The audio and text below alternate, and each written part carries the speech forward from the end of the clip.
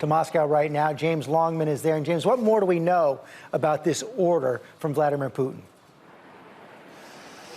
Well, George, this does feel like it takes things to a whole new level. He is ordering a strategic deterrent force into what is called a special regime of combat duty. It's essentially nuclear readiness, but it is, one hopes, intended only as a threat. You get the sense his invasion isn't going as quickly as he'd hoped, and with all the support for Ukraine, Vladimir Putin is perhaps increasingly frustrated. George?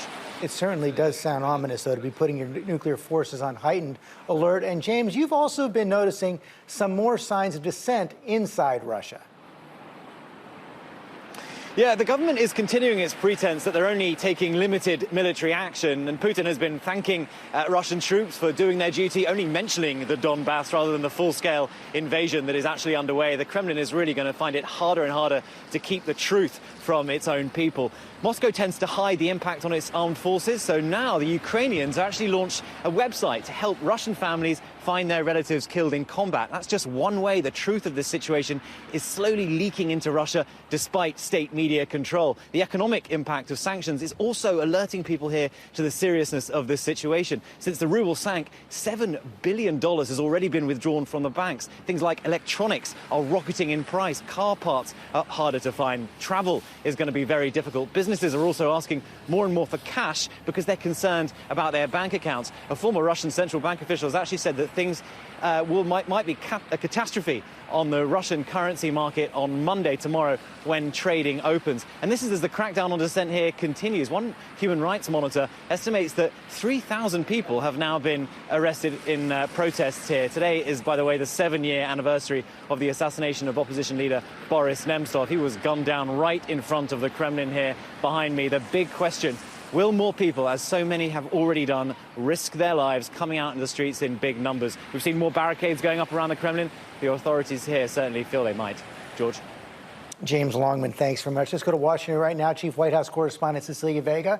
And Cecilia, President Biden and our allies are doing more now to crack down on Russia. Yeah, George, we in fact could be looking at some of the strictest sanctions in modern history. What they're doing right now has really been described as the financial nuclear weapon. So they're cutting off Russia from this SWIFT banking system. Essentially, it allows big banks, large banks, to send international transactions. They're still working out the details, but essentially we could be talking about ultimately crushing Russia's ability to do so much of its business beyond its own borders.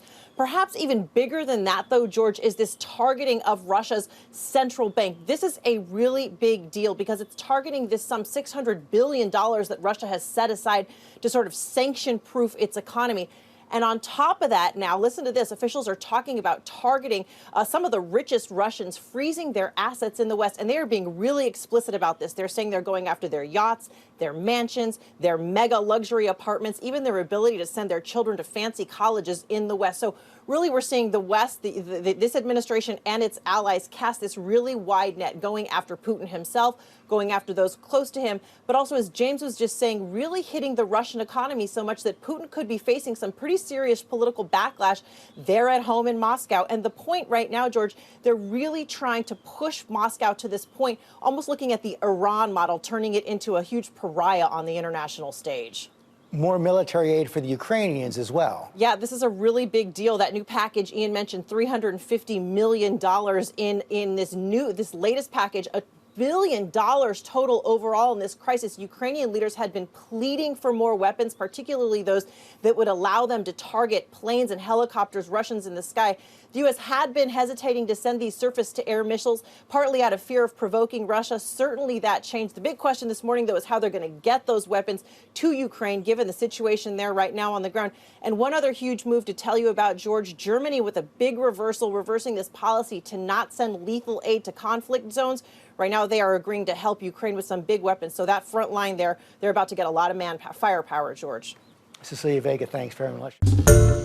Hi, everyone. George Stephanopoulos here. Thanks for checking out the ABC News YouTube channel. If you'd like to get more videos, show highlights, and watch live event coverage, click on the right over here to subscribe to our channel. And don't forget to download the ABC News app for breaking news alerts. Thanks for watching.